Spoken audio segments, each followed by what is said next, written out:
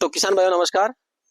जैसा कि आप मुझे देख रहे हैं तो मैं यहाँ प्रकृति के बीच में खेतों के बीच में खड़ा हूँ और मैं आपको राजस्थान सरकार द्वारा चल रहे ग्रामीण सेवा शिविर के बारे में बताऊंगा और उसमें भी खास करके जो राजस्व विभाग से संबंधित जो गतिविधियां होती है कैंप में क्या क्या होता है उसके बारे में आपको डिटेल से बताऊंगा। तो आज मेरा कुछ स्पेशल प्लान है।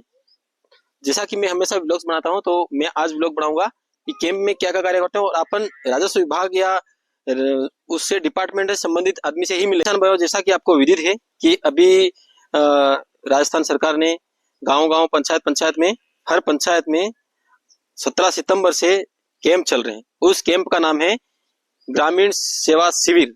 उसके तहत मैं किसान भाई आपको आज ले चलता हूं पटवारी के पास और वहीं से पूछेंगे, उसको ही पूछेंगे कैंप में क्या क्या काम हो रहे हैं, किसानों को डायरेक्ट लाभ हाथों हाथ वहां पे कैसे दिया जाता है।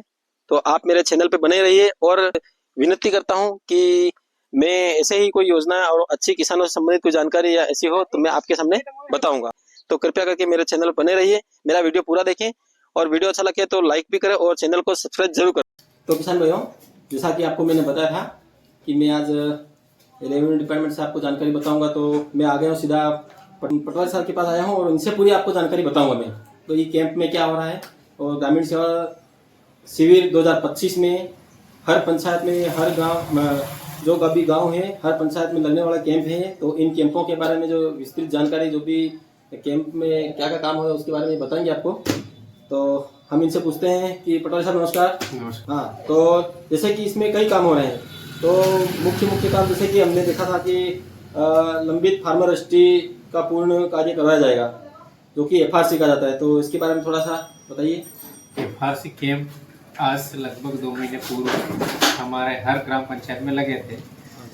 जितने भी काम हो सके उस समय हमने जितने भी हो सके निपटाए थे, परंतु कोई लोग जो बाहर पलायन थे उनका रह गया था FRC।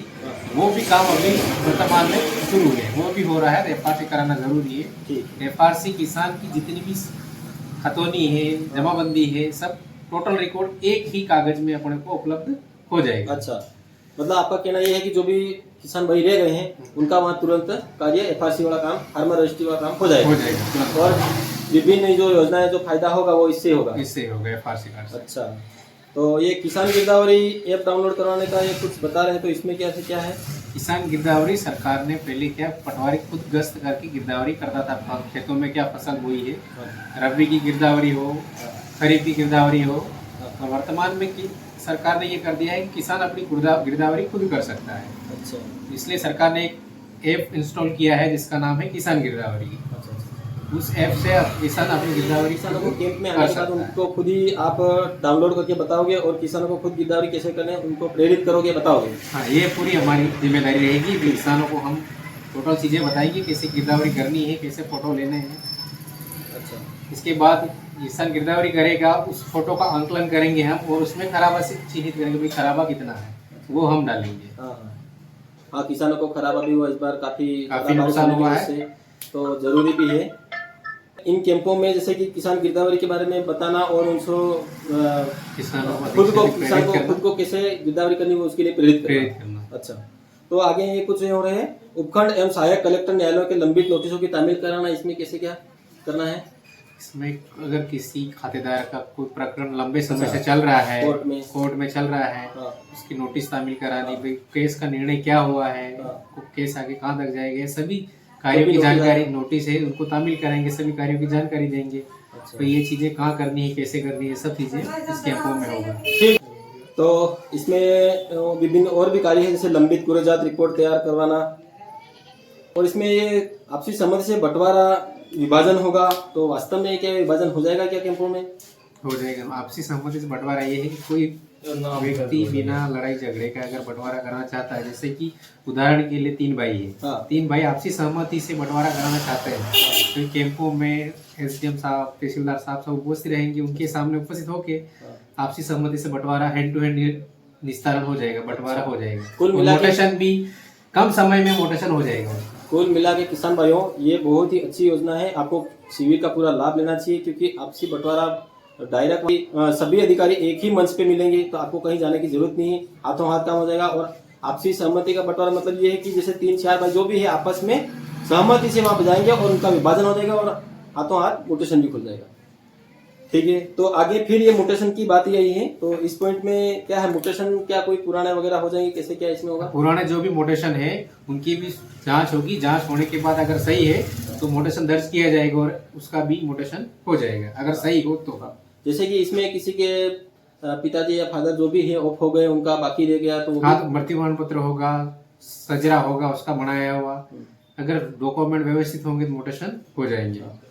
तो किसान भाई, जैसे कि कई किसान भाइयों के पुराने जो जमीन कागज वगैरह अनुपलब्धता थी या कागज नहीं होने की वजह से, कुछ त्रुटि की वजह से म्यूटेशन नहीं खुल पाए या नहीं पहुंच पाए जानकारी के अभाव में, तो इस शिविर में आप जाके अपना म्यूटेशन खुलवा सकते हैं, नामांतरण करा सकते हैं, क्योंकि वहाँ पे तहसीलदार साहब, सरपंच साहब और रेवेन्यू डिपार्टमेंट से सभी कर्मचारी रहेंगे, और ये पटवारी साहब खुद बता ही रहे हैं कि ये पटवारी भी वहाँ मौजूद रहेंगे, तो आप हर कार्य करवा सकते हैं। तो इस प्रकार और कुछ प्रमाण पत्र भी बनेंगे साहब? हाँ, जाति प्रमाण पत्र हो, मूल प्रमाण पत्र हो, विशेष मूल निवास हो, इसका भी कार्य कैंपों में तुरंत प्रभाव से किया जाएगा। खास करके किसान भाई, ये जैसे कि अपने जो ही बच्चे हैं, जो विद्यार्थी है, कि वही पढ़ने वाले हैं या कॉलेज में हैं, उनको काफ़ी आवश्यकता पड़ती है, तो अपडेट नए नए गवर्नमेंट मांगती रहती है, नए नए प्रमाण पत्र, तो आपको तुरंत ये अपडेट कराने के लिए हाथों हाथ वहाँ बन जाएंगे कैंप में। तो आप ले जाइए, फॉर्म लेके जाइए, और वहाँ पे सभी कर्मचारी मौजूद रहेंगे, सभी विभागों के, तो आप जहाँ जहाँ साइन कराना पड़ेगा, हाथों हाथ आपका काम प्रमाण पत्र, जाति प्रमाण पत्र बन जाएगा, मूल निवास भी बन जाएगा। तो ठीक है कि भू राजस्व अधिनियम 1956 की धारा 136 तहत शुद्धिकरण के प्रकरणों का निस्तारण किया जाएगा। शुद्धि के प्रकरण भी जैसे एसडीएम कोड में 136 के दावे लगते हैं, जैसे कि जमाबंदी में नाम है जैसे कर्मा, वर्तमान में आधार कार्ड में है करमचंद, उससे ज्यादा समस्या आती है, तो ऐसे भी मामले हो तो वो भी व्यक्ति हमसे संपर्क करे और हम भी उनसे संपर्क करेंगे, और वो भी काम एसडीएम साहब के थ्रू हैंड टू हैंड आपका ऑर्डर जारी हो जाएगा और म्यूटेशन होकर आपका नाम शुद्धि हो जाएगा। तो देखो किसान भाइयों, ये बहुत ही अच्छा कार्य है और ये बहुत ही इम्पोर्टेंट है, क्योंकि इसके लिए आप सिविल कोर्ट में परेशान हो जाओगे और सालों साल लग जाते हैं नाम शुद्धि करने के लिए, और हर सभी डॉक्यूमेंट में एक ही नाम होना चाहिए। तो पहले के हिसाब से अगर नाम गलत दिखा गया है तो राजस्व रिकॉर्ड में आप शुद्धिकरण 136 के तहत करा सकते हैं एसडीएम कोर्ट में, क्योंकि एसडीएम साहब भी वहीं मौजूद रहेंगे, तो सभी काम, ये भी काम वहीं हो जाएंगे। और लंबित गैर खातेदारी प्रकरणों का निस्तारण के संबंध में क्या कहेंगे, क्या हो जाएगा वहाँ पे कैंपों में? ये भी गैर खातेदार पहले तो जांच होगी भाई, वास्तविक गैर खातेदार उस जमीन पे वास्तविक काबिज है कि नहीं, अगर वो काबिज है तो गैर खातेदार को खातेदारी हक दे दिया जाएगा, कैंपों में ये भी काम किया जाएगा।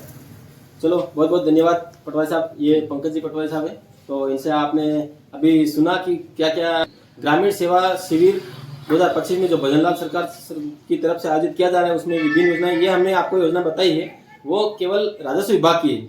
इसमें हम अन्य विभाग बताते रहेंगे, आप हमारे चैनल पे बने रहिए, और ऐसी प्रकार की जानकारी, कोई नया अपडेशन आता है तो मैं आपको जरूर बताऊंगा।